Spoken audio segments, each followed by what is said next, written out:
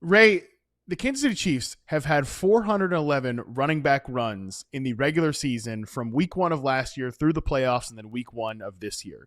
23 of those 411 running back runs, so just under 6%, have gained 10 plus yards. 4 of them have gone for 15 plus. 2 of them, 2 out of 411 running back runs have gone for 20 plus yards.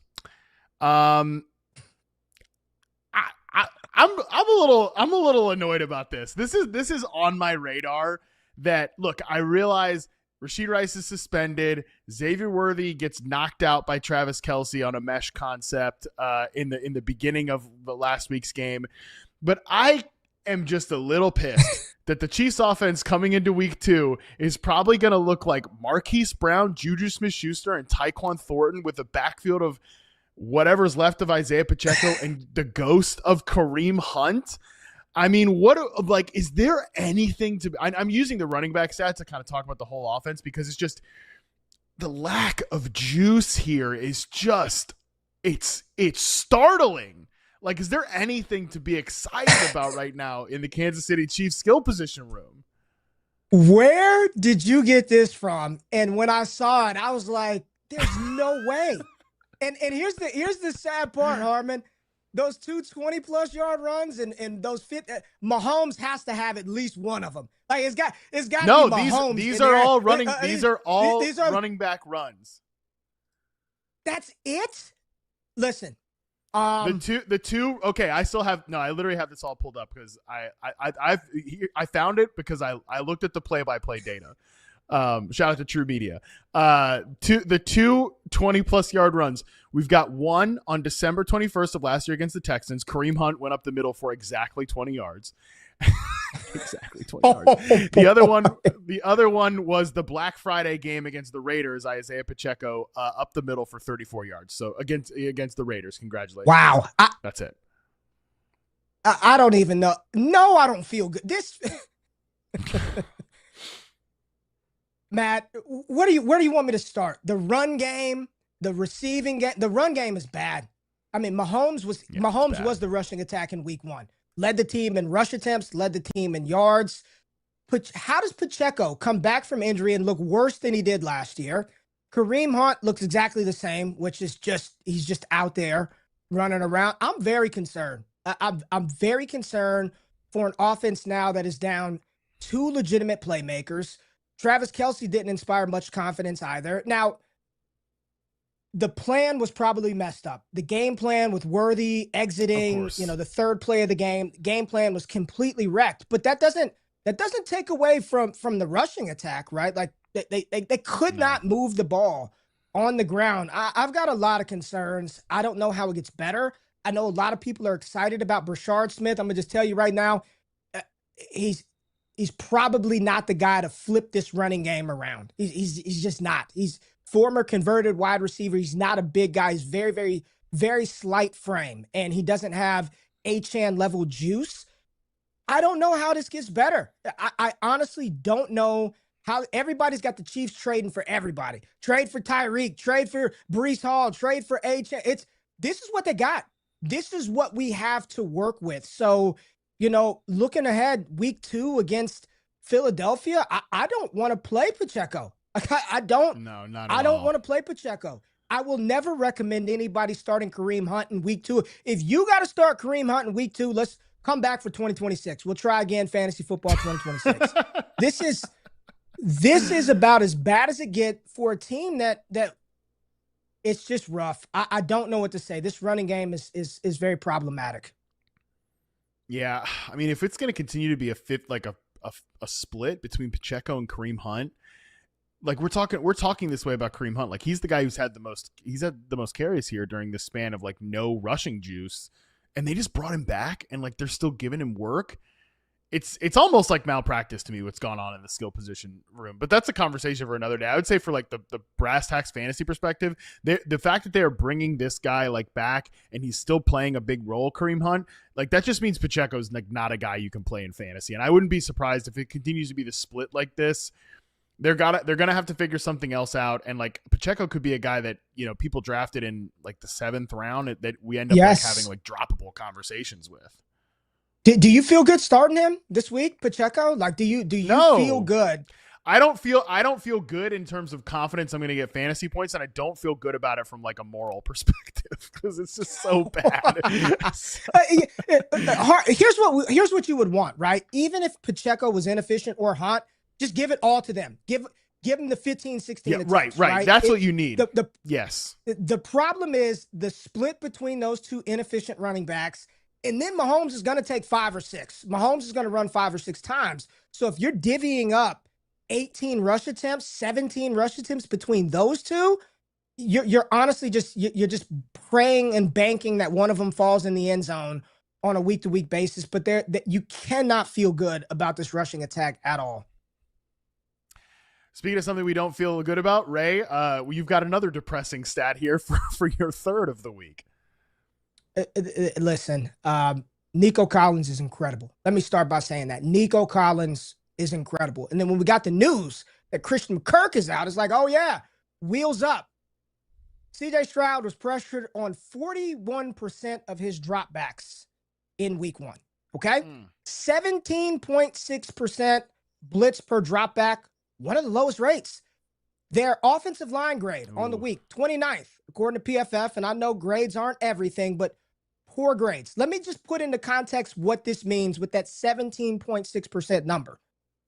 They're getting home with 4. The Rams were getting home with their front 4. We don't even got to blitz, y'all. All we got to do is just standard rush package with our 4 defensive linemen. You know what that does for the pass catchers? Let's just drop everybody back. I dare you to beat us over the top. He has no time to throw. No time to throw. One of the shortest time to throws in the league on week 1. His offensive line is creating pressure and inviting it at a significant rate with 4 rushers. This is a problem, right? Houston, we got a little bit of a problem. Nick Chubb looked fine. I thought Nick Chubb, for everything that we talked about all offseason, Nick Chubb looked fine. He was not the issue for Houston. But on a team that Nico runs a lot of stuff downfield too, right, Matt? If I'm not mistaken, if CJ Stroud doesn't have the time to sit back there, survey and analyze, and I know we might like Jaden Higgins and we might like Jalen Noel and these rookies, you know who is not losing an ounce of sleep? There's no defensive coordinator afraid of those guys. No defensive. Stop Nico Collins. If we can shut down Nico, I dare Houston to beat us with Nick Chubb. I dare them to run Dameon Pierce. Like, we're right back into it, man. And I think Nico will have much better days. I do. But the pressure that was generated on this reworked offensive front in week 1, like, you cannot sit here today and be like, I ain't got no concerns. Like, they've got to find other ways to get Nico involved. And the Rams' defensive front is good. You've got Young, you've got Jared Verse, who's a Defensive Player of the Year candidate, Braden Fisk. This is a very good front 4. And they were on the road.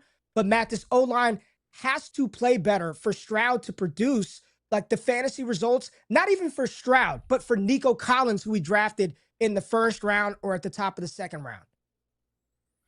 No question. 3 sacks under pressure for CJ Stroud. That's obviously not great. It's just he was able to scramble around and like get some passes off, but you're right. There wasn't anything downfield. And I mean, yeah, those 2 rookies, forget about it. Like they're playing behind Justin Watson. Okay. So like they're still got to earn the trust of their own coaching staff before they're earning the fear of the other opposing coaching staffs.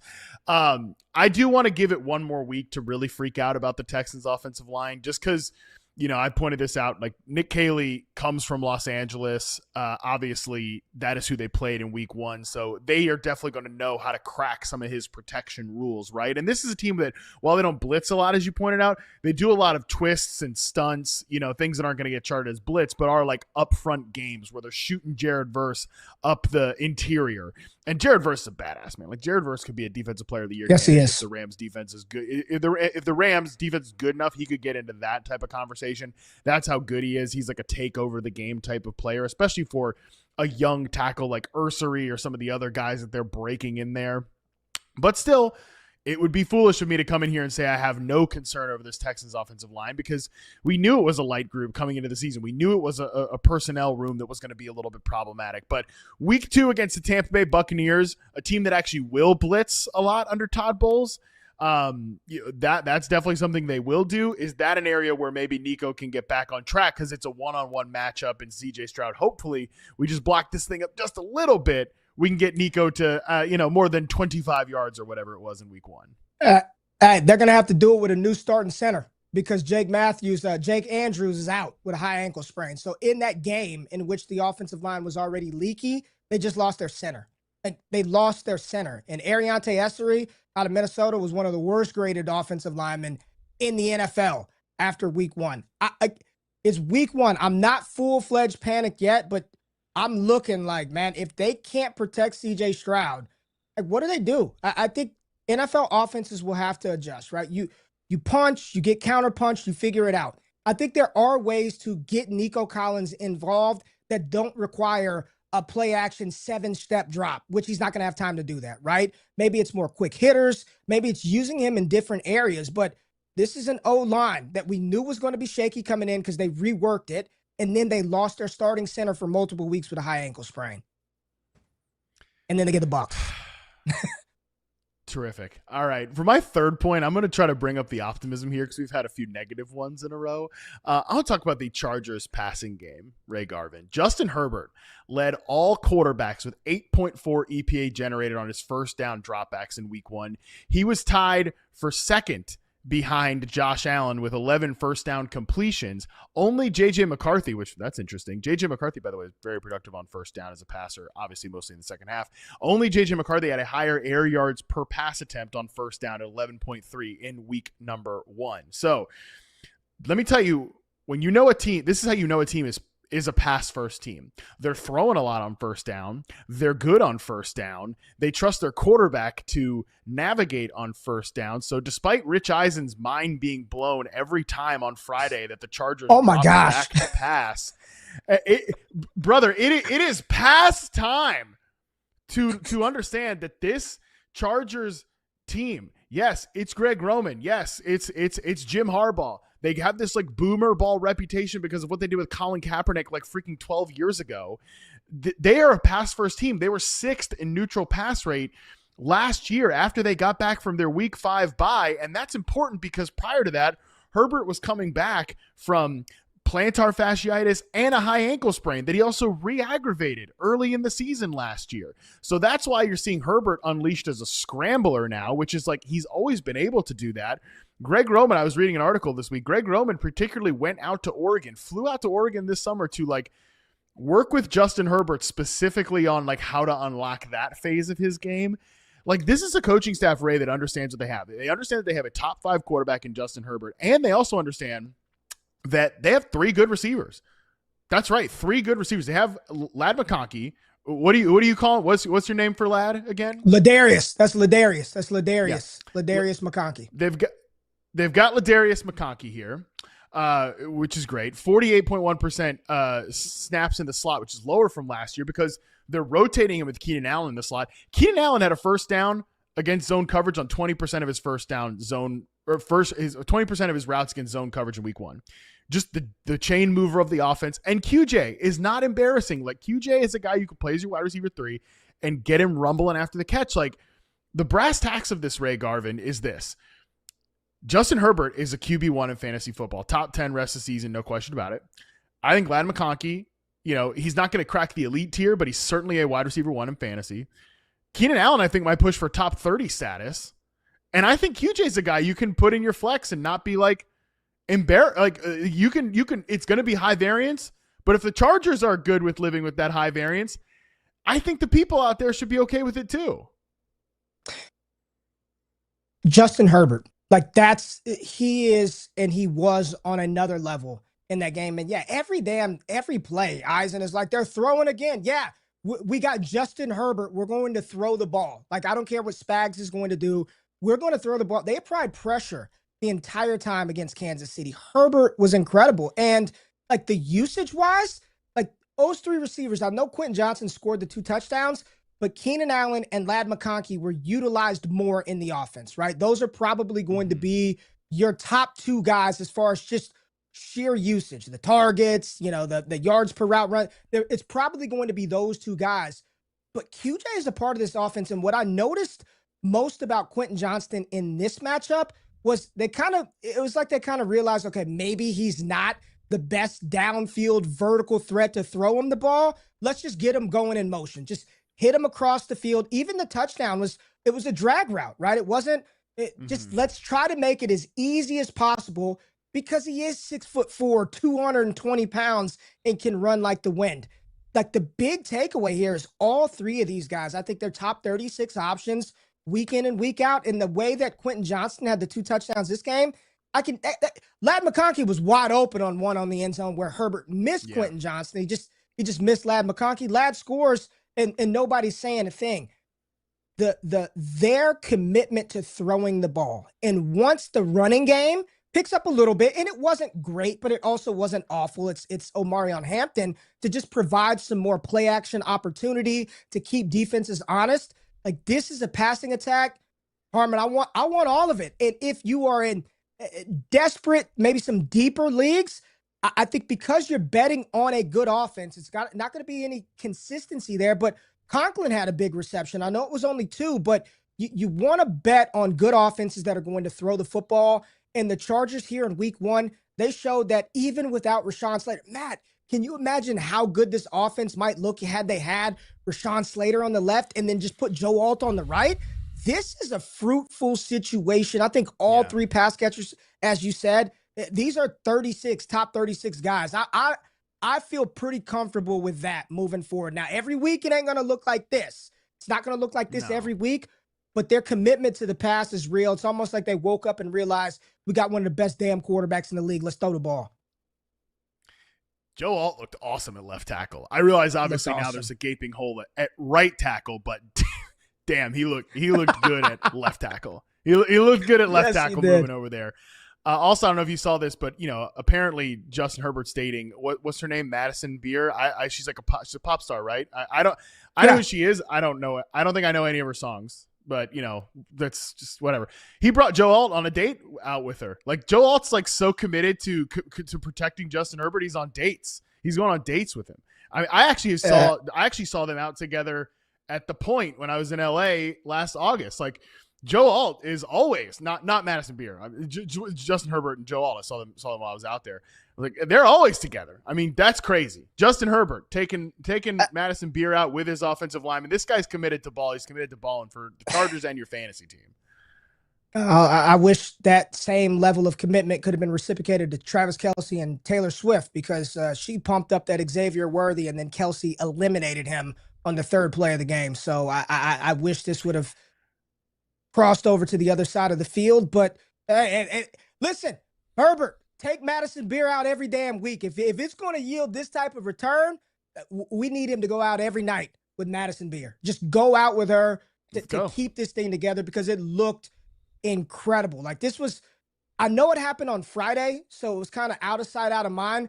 But this performance, honestly, Matt, it had to have been, from a fantasy perspective, one of the more impressive performances to get 3 guys that involved. Like, don't sleep on this Chargers offense. Really, really good. And it should only get better as Alt settles in on the left side. Everybody else settles in where they've been, kind of shifted around with the Slater injury. And then Omarion Hampton gets it going in the backfield. Like, this is a really, really good situation. Yeah, like we're joking around about this Madison Beer thing, but I actually think there's something to the fact that, Herbert was a little early in his career, a little robotic, a little wound too tight. Mm-hmm. He's loosened up now. You know what I'm saying? He's had to do it. Hey, listen. When you got a good woman by your side, baby, that'll make you loosen up a little bit. Unwind. He's unwinding. He's letting the football go. He's got all these weapons around him. Yeah, I mean, again, maybe there's something to it, but the reality is, like, this is a receiver core that people just kind of outside of Ladd McConkey wrote off because Keenan Allen's wash and QJ's QJ, but I think it's a misunderstood group, and I think fantasy fans are about to figure out, like, this is like you said, a fruitful environment to look for passing production.